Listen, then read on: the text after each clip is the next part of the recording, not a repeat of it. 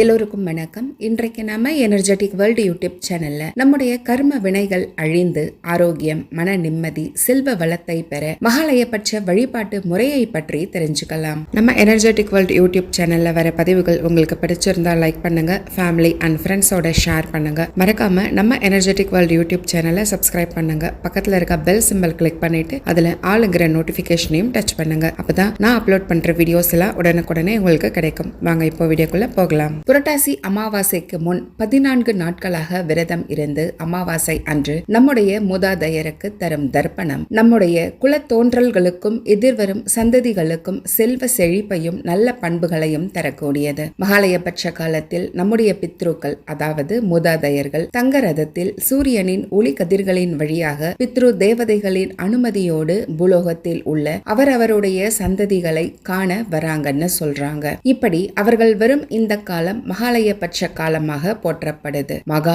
Plus ஆலயம், இதுதான் மகாலயம். அதனால தினம் தினம் ஆலயம் சென்று இறைவனை வழிபாடு செய்ய முடியாதவங்களும் இதுவரை பித்ரு பூஜை செய்யாதவர்களும் கூட இந்த மகாலய காலத்தில் பித்ருக்களை நினைத்து வீட்டில் காலம் சென்ற மூதாதையர்களின் ஒருவரது படமாக இருந்தாலும் அதை எடுத்து வைத்து அதற்கு முன்பாக தினம் தினம் ஏதாவது ஒரு சாதம் செய்து படையல் போட்டு வழிபாடுகள் செய்யலாம். அல்லது பழ வகைகளில் ஏதாவது ஒன்றினை தினம் தினம் படைத்து வீட்டில் உள்ளவர்களுக்கும் கொடுக்கலாம். பிடித்த பலகாரங்களை செய்து அவர்களுக்கு படைத்து எள் எண்ணெய் தீபம் போட்டு தனியாக வைத்து வழிபாடு செய்யலாம். நம்முடைய முன்னோர்களை நினைத்து வயதானவர்களுக்கும் ஏழை முதியவர்களுக்கும் உணவு கொடுத்து அவர்களுக்கு ஆடை தானம் தந்தாலே நம்முடைய முன்னோர்கள் அதை கண்டு சந்தோஷம் அடைந்து நம்முடைய குலத்தை பாதுகாத்துக்கிட்டும் வருவாங்க. மூதாதையரை நினைத்து காகத்திற்கு வீட்டின் தென்மேற்கு பாகத்தில் அல்லது தென்கிழக்கு பாகத்தில் சாதம் வைத்து வழிபட்டாலே அதிகப்படியான நன்மைகள் நம்முடைய வீட்டில் நிச்சயம் நடக்கும். மகாலயபட்ச அமாவாசை அன்று காலையில் எழுந்து குளித்து விட்டு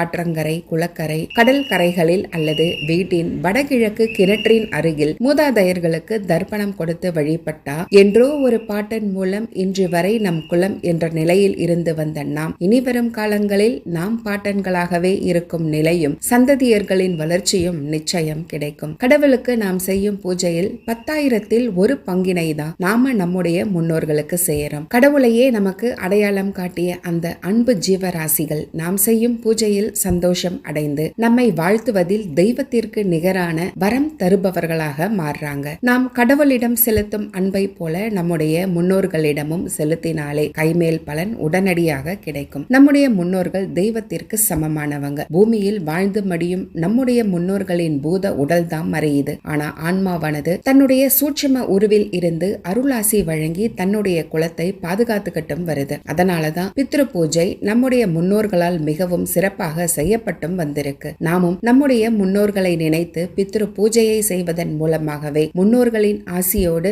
ஆனந்த வாழ்க்கையை அடைய முடியும். பணம் இருக்கிறவங்க தான் ஆடம்பரத்துக்காக பூஜை செய்யறாங்க. நமக்கு ஏன் இந்த வேலை என்று பலரும் புறக்கணிக்கிறாங்க. முடிந்த அளவு இந்த அமாவாசையிலாவது நீங்க உங்களுடைய குல மூதாதையர்களை நினைத்து செய்யும் தான தர்மங்கள் அவர்களை சந்தோஷப்படுத்துவதோடு நோய்களில் இருந்தும் நிச்சயம் விடுவிக்கும். நாம தர்ப்பணம் மற்றும் சிரார்த்தம் செய்யும் பொழுது 5 பிதுர் தேவதைகளை நாம வரவேற்கிறோம். முதலாவது நம்முடைய பித்ருக்கள், அதாவது மண். இரண்டாவது புரூரவர், அதாவது நீர். மூன்றாவது விஸ்வதேவர், அதாவது நெருப்பு. நான்காவது அசிருத்வர், அதாவது காற்று. ஐந்தாவது ஆதித்யர், அதாவது ஆகாயம். இப்படி பஞ்சபூத அம்சமாக ஐவரும் ஒரு சேர பூமிக்கு வருவது மகாலய பட்சத்தில் தான் என்று கருட புராணம் விளக்கமாகவும் சொல்லுது. திரேதா யுகத்திலும் கிருதா யுகத்திலும் மகாலயபட்ச நாட்களில் மூதாதையர்கள் நேரில் தரிசனம் தந்து உணவு பெற்று வாழ்த்தி சென்றதாக பல புராணங்கள் சொல்லுது. ஸ்ரீராமர் தன் தந்தையான தசரதனுக்கும் கிருஷ்ணர் தன் மூதாதையர் அனைவருக்கும் இப்படி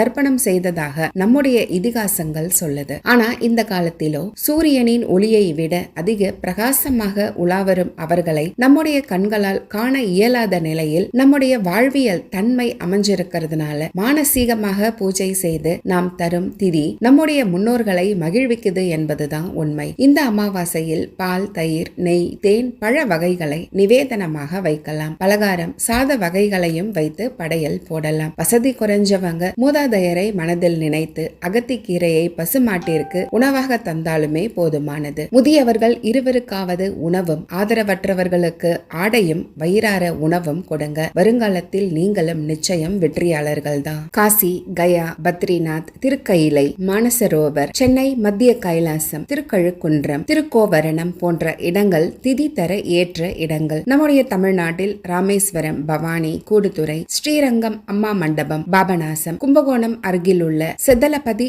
ஆதி விநாயகர் ஆலயம், பூம்புகார் சங்கமுகேஸ்வரர் ஆலயம், திருவெண்காடு, உடுமலை திருமூர்த்தி மலை, அமனலிங்கேஸ்வரர் ஆலயம், அதோடு ஆற்றங்கரைகளிலும் பித்ருகளுக்காக நாம் பிண்டம் பிடித்து வைத்து தர்ப்பணம் செய்வது கூடுதல் பலனை தரும். சாதாரண அமாவாசையிலும் நினைவு நாட்களிலும் நாம் தரும் திதி சம்பந்தப்பட்டவர்களுக்கு மட்டும் தருவது. ஆனா மகாலய பட்சத்தின் வழிபாடும் மகாலய அமாவாசை அன்று நாம் செய்யும் பூஜையும் நம்மீது அக்கறை கொண்டு உதவி செய்தவங்க, நண்பர்கள், ஆசிரியர்கள், குருமார்கள், இந்த பூ உலகில் சாஸ்திர உணர்வு பெற, வாழ்வியல் தெளிவு பெற நமக்கு உதவிய அத்தனை ஆன்மாக்களையும் சந்தோஷம் அடைய செய்யும். அதனால அத்தனை பித்ருக்களும் ஆசி வழங்குவது இந்த மகாலய பட்ச விரத நாட்களில் தான். இவர்கள் காருண்ய பித்ருக்கள் என்றுதான் அழைக்கப்படுறாங்க. அதனால மறைந்த நண்பர்கள், தாய் வழி, தந்தை வழி உறவினர்கள், சித்தப்பா, பெரியப்பா முதல் தங்கள் குடும்பத்திற்கு உதவிய அத்தனை ஆன்மாக்களுக்கும் என்று வேண்டிக் கொண்டு மகாலய அமாவாசை என்று குறைந்தது ஒரு ஜோடி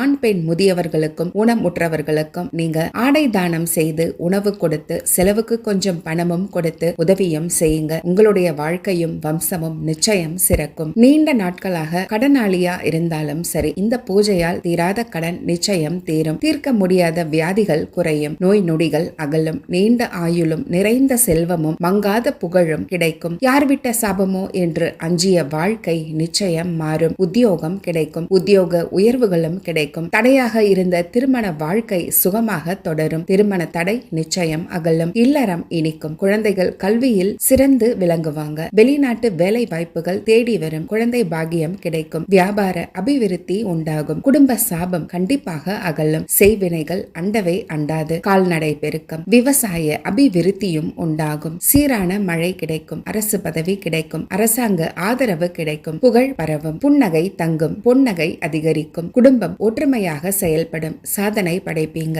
நிம்மதி நிலைக்கும். இந்த பொன்னான வாய்ப்பை நாம் பயன்படுத்திக் கொள்வது கிரகங்களின் மூலம் ஏற்படும் அத்தனை இடர்களில் இருந்தும் நம்மை நிச்சயம் பாதுகாக்கும். நமக்கு இந்த ஆண்டு முழுவதும் நன்மைகள் மட்டுமே நடக்கும் என்ற தகவலோடு இந்த பதிவையும் நிறைவும் செய்றேன்.